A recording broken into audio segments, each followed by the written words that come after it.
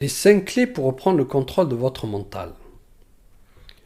Dans la vidéo précédente, nous avons vu que nous ne sommes pas notre mental ni nos pensées.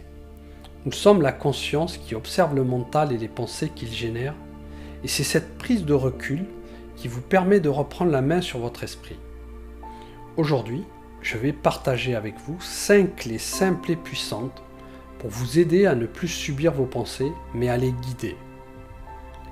La première clé. La première clé, c'est d'apprendre à observer vos pensées sans les juger et à vous dissocier de vos pensées et de votre mental.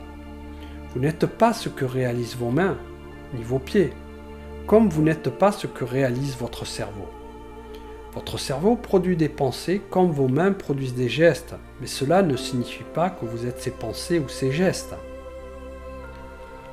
Vous n'êtes pas ce que génère votre cerveau. Lorsqu'une pensée arrive, au lieu de l'incarner, de la suivre automatiquement, prenez une seconde, faites un retrait pour simplement la reconnaître. Dites-vous intérieurement, voilà une pensée, rien de plus. Cette petite distance suffit parfois à briser le cycle de la rumination. Vous n'êtes plus dans la pensée, vous ne l'incarnez plus. Vous êtes celui qui la regarde passer et c'est essentiel. Quand vous observez vos pensées, vous redevenez souverain. Et votre cerveau reprend sa place. Il redevient un membre du corps que vous utilisez pour vivre et non plus une locomotive qui vous emporte. La deuxième clé.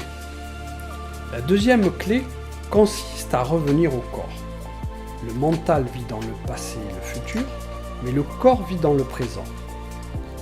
Une respiration profonde, sentir vos pieds au sol, relâcher vos épaules. Ce sont des gestes simples mais incroyablement efficaces pour revenir ici et maintenant.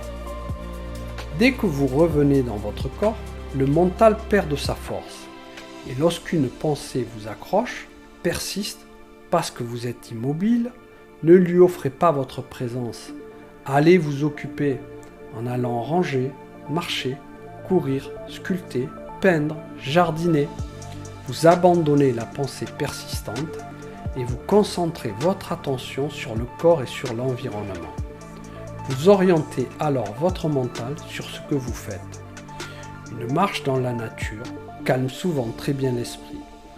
Comme une occupation artistique oblige le cerveau à poser son attention sur le tableau de peinture que vous réalisez. La marche comme l'art ramène le mental dans la présence. La troisième clé. Une pensée peut engendrer de l'émotion. Alors il est important de nommer l'émotion qui vous submerge. Quand une émotion surgit, mettez des mots dessus. Je ressens de la peur, de la tristesse, de la colère.